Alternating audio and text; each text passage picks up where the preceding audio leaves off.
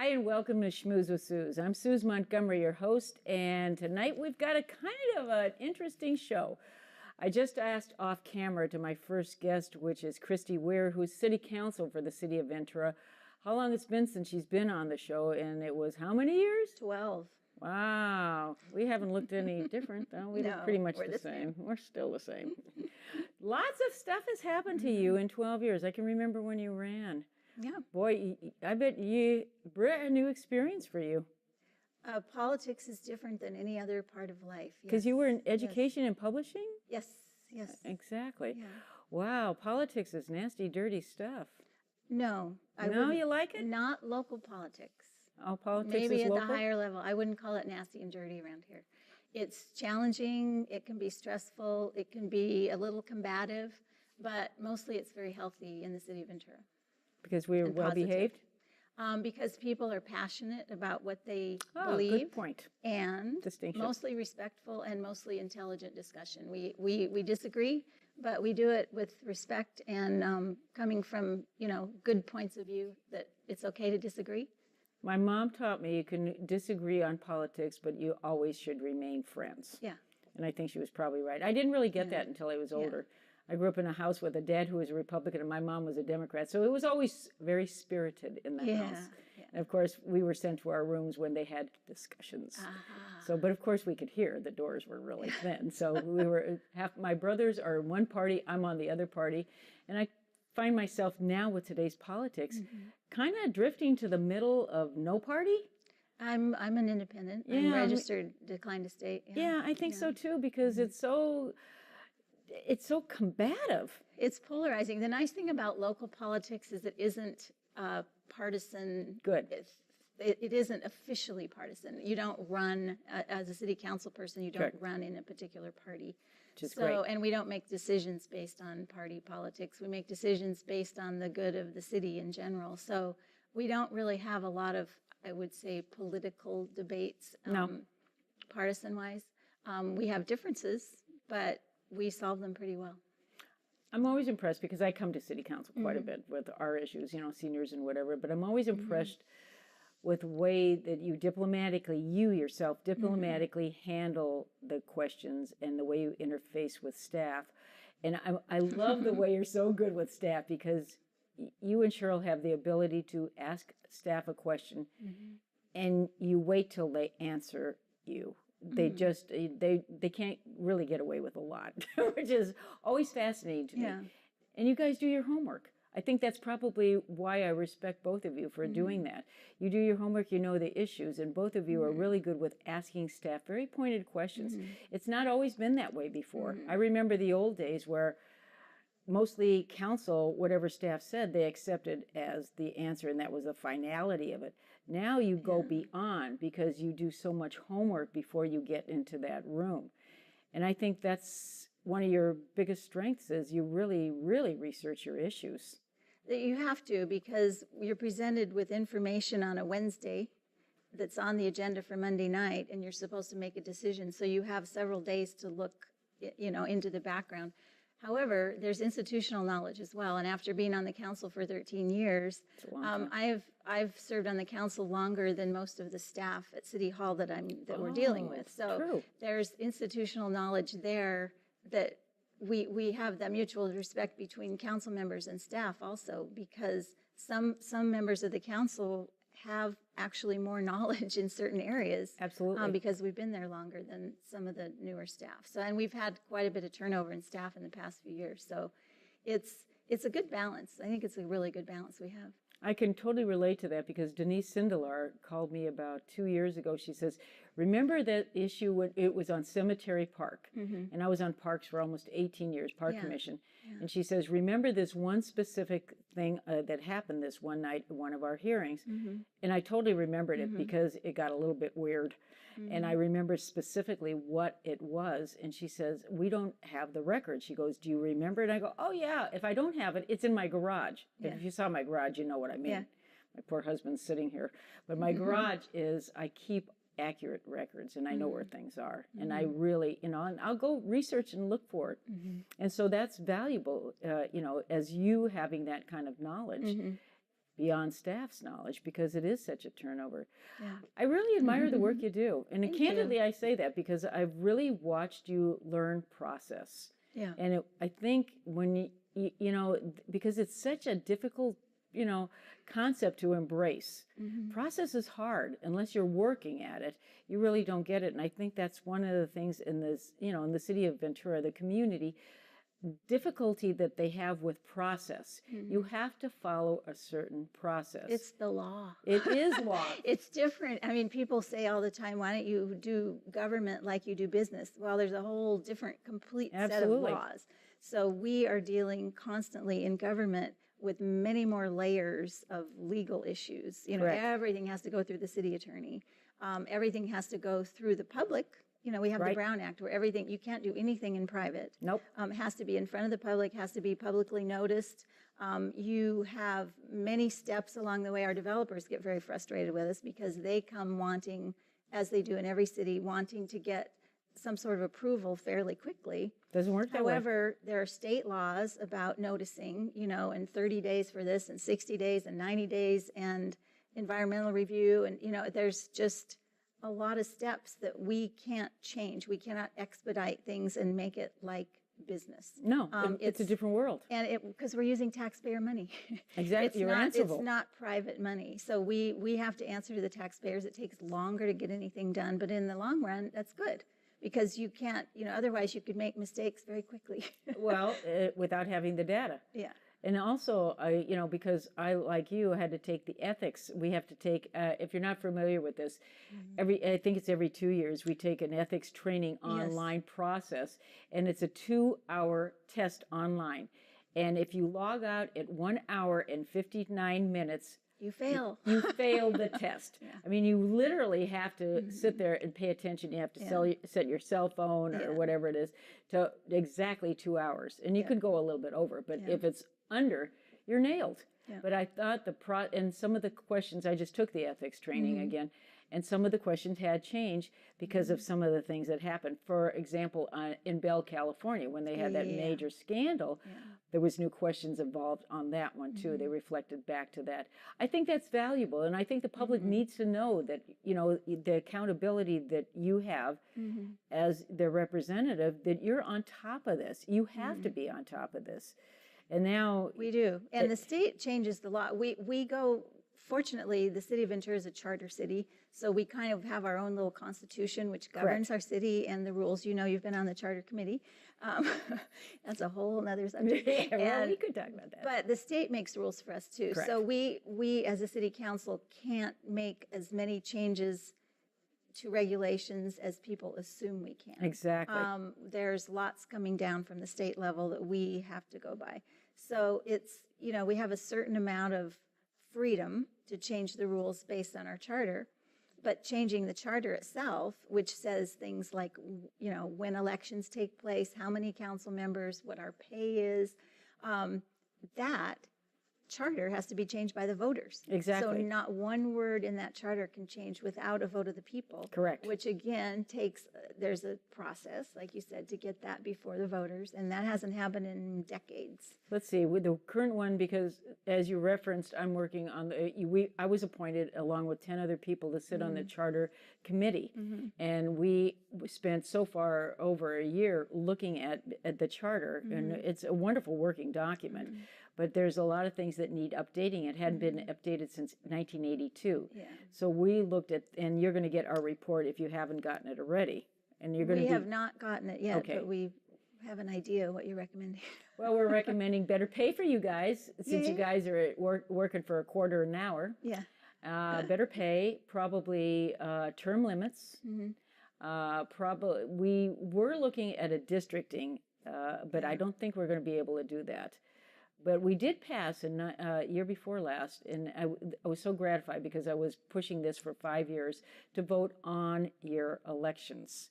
So that was Measure D, and that passed with 83%, which was huge. And so we saved money as a community, as a city, but we also got in line with the national election cycle, which will give us more than 17 to 21%, which we received before, that were registered voters. I mean, that's nothing. You could get elected on what, 4,000 votes in this town, maybe? Do you remember that? I don't remember the number of But it was votes. small, wasn't it? Yeah.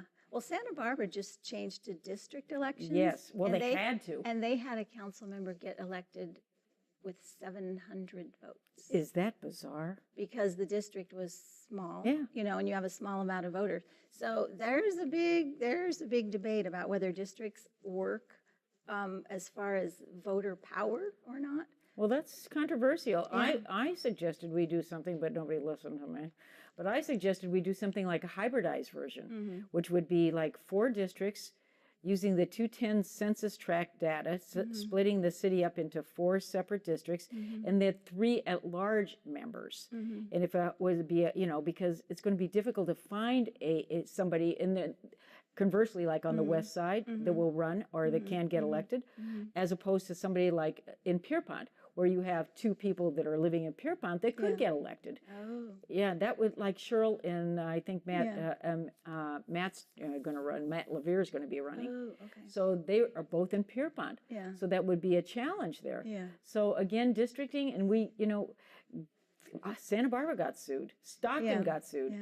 Lancaster, Palmdale got sued, and because there's this group of attorneys that float up and down the coast of California, and this is all they do, is they find people or cities that are in non-compliant with the 2002 Voters Act that says we are mandatory to go ahead and have districting. Yeah.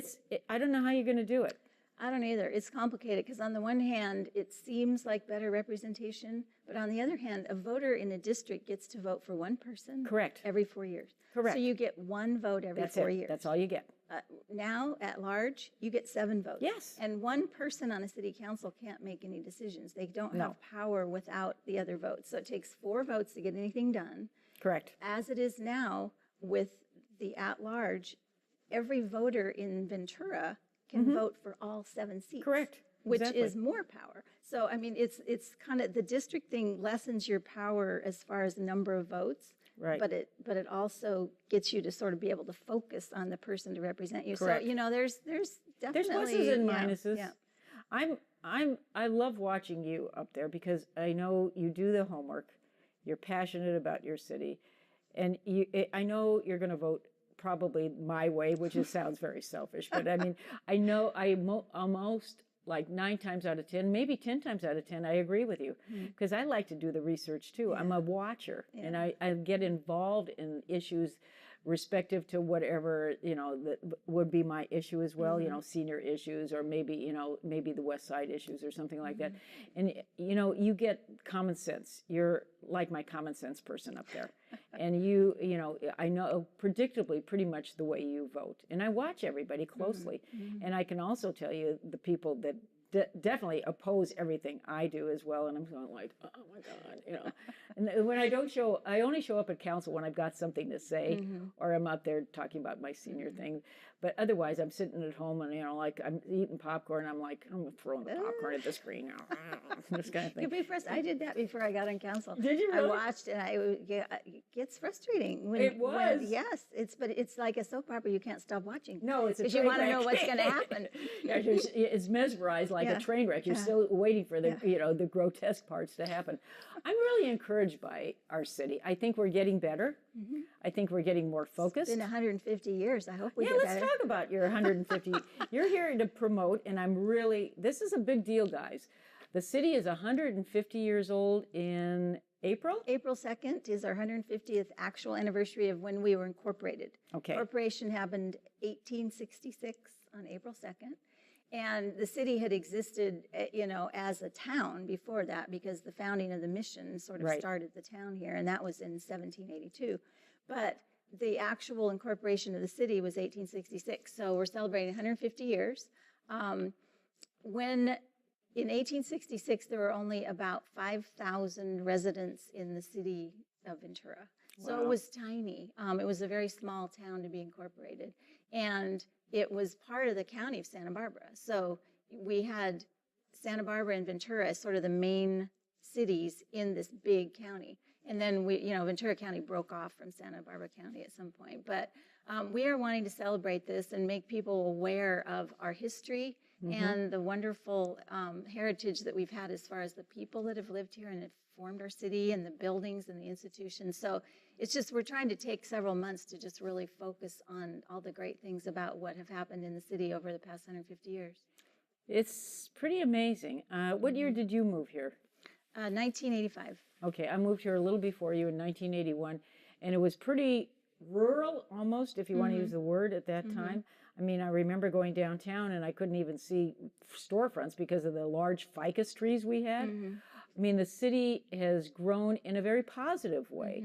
I mean, we've made missteps, yeah, but we learned by them and we rectified them and we changed them and make it work better. And I think today, I'm very proud of our city, as well as I know you are.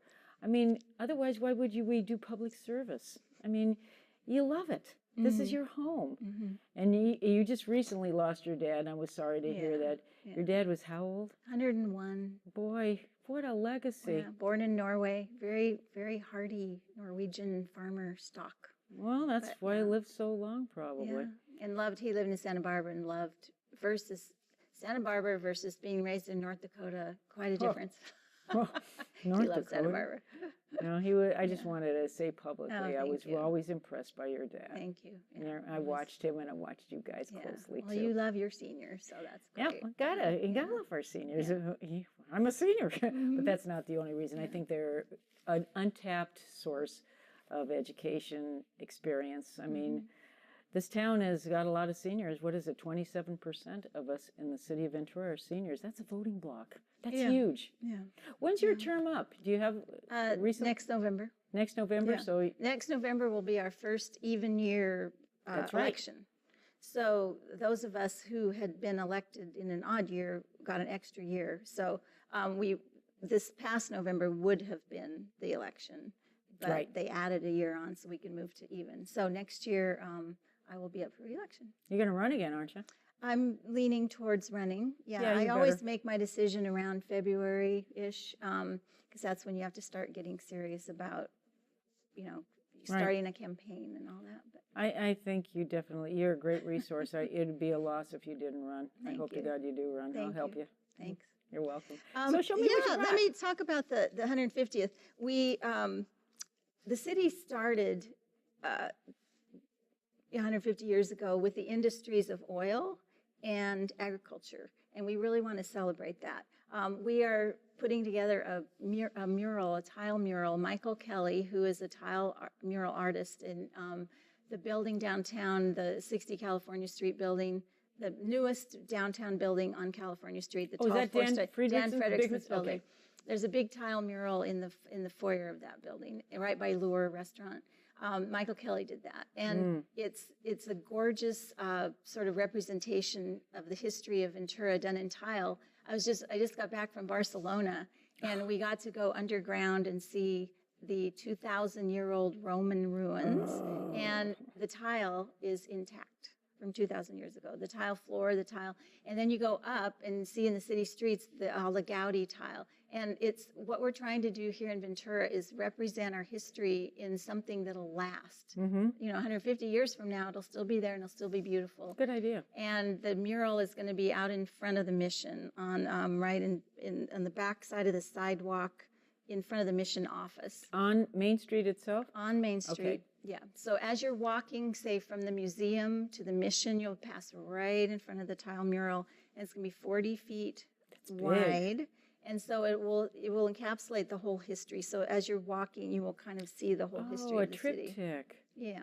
How neat. And it'll be beautiful. Michael does amazing work. He's done all the tile work for the Santa Barbara Zoo, Disneyland, the National Park System. He does tile everywhere, but now we get to have him here do a piece of public art for us. So this is a great opportunity. And we're looking for sponsors. We have several big sponsors that are going to help us. We're looking for help from our historic families because we want to portray our historic families on there, the families that founded the city. And you're selling tiles? We are fundraising? We are fundraising for sponsorships for the mural. Okay. We have various levels of sponsorships. People that want to sponsor at the lowest level is $1,000. And the people that will give that much for the mural will get their name on a donor plaque, which is next to the mural. Okay. And then $15,000. Some of the bigger companies and families are giving $15,000, and they get to be represented on the mural itself, Okay. plus be on the donor plaque.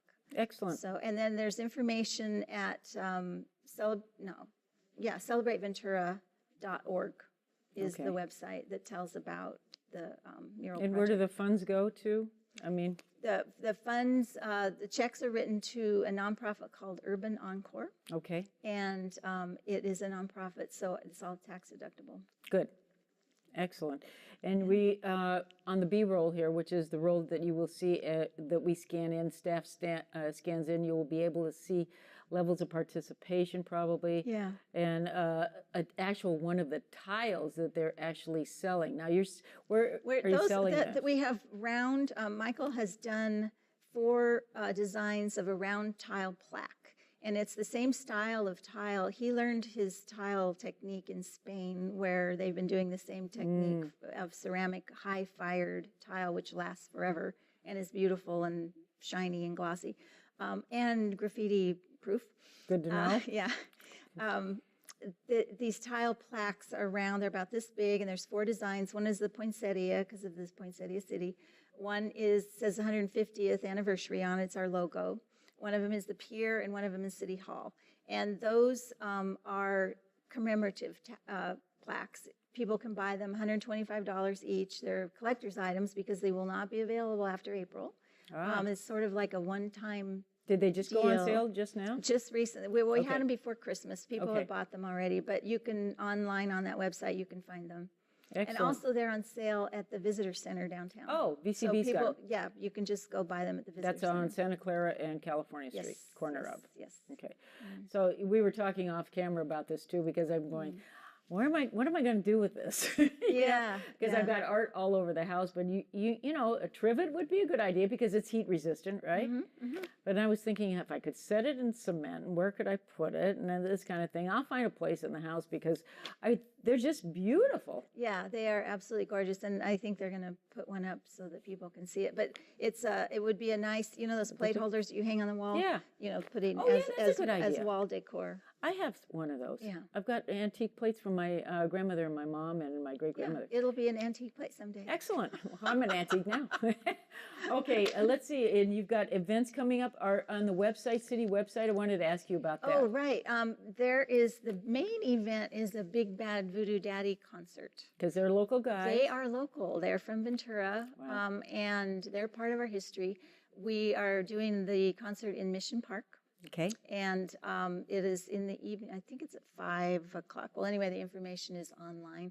And before that, at Plaza Park, which is also downtown, is a picnic, a family picnic. And that'll be sort of a historic, there'll be lots of old-fashioned, fun family picnic things, pie eating contest, Oh, I heard rumor the mayors, all the old mayors are doing all that. the old mayors, yes. Yes.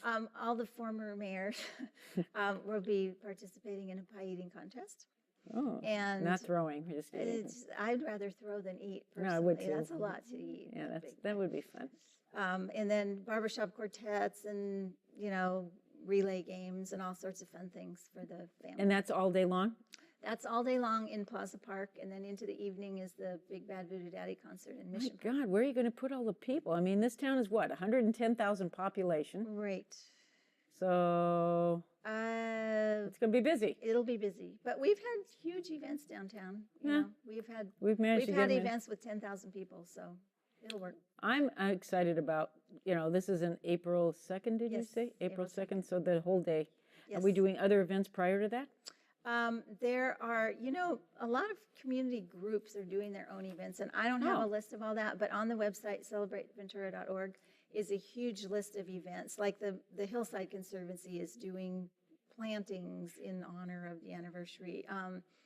Various groups, the harbor, the museum, the museum's doing a really cool one. I don't know the date of it, but it's going to be revolving around the historic families. And a million acts of kindness. And a million acts of kindness, which is revolving around this too. We're trying to get people to post a million acts of kindness. There's got to be, before we got to April get people busy on this. I don't know how to get more enthusiasm going on this million acts. I mean, you do it every day unconsciously, but you don't really post it because you don't think about it. There's got to be a way we can do this. Yeah, and it feels a little weird, honestly, for people to, it's easier to post about somebody else's act rather than your own. Yeah, you don't want to talk about what you do. Yeah. How about if we get like, don't we have park ambassadors and people like that? Can they hand out little scraps of paper and maybe have them at one central place to put them in there and ask write them down? Something like that? Sure. Make something like that. Yeah, Cheryl Heitman is in charge of that project, so she can work with you on those ideas. Oh, and you and Cheryl, and let's see, the very few female mayors we've had, as we're closing here, I want to give acknowledgement to the fact that we have had how many female mayors? 3. That's pathetic. I was the second. Well, when I ran for council, it was 2003 I ran for council. The city council was all men. Yeah. And I was the only woman running. So our city has sort of not had the best record in terms of female representation. We got to do something. We need to work on that. So okay. All you women out there. Yeah, run. Run for city council. I want to thank you for coming on. It's good to catch up with you because I talk to you when, during, regular days and things like that, but I never have dedicated time to really have time. So this is like a captured moment for me. Thanks for being here. Thank you. And we got to do this a little more frequently than once every 12 years. Okay. And count on me to work on your campaign. Thank you. I will. Good job. I want to give a shout out to Sheldon Brown and The Breeze. He's one of our local little publications, and frankly, I think it's better read than anything else we have, even The Reporter. So come back next week and see who we have next. Thanks for joining us, and thanks, Christy, for being here. Thank you. We'll see you then.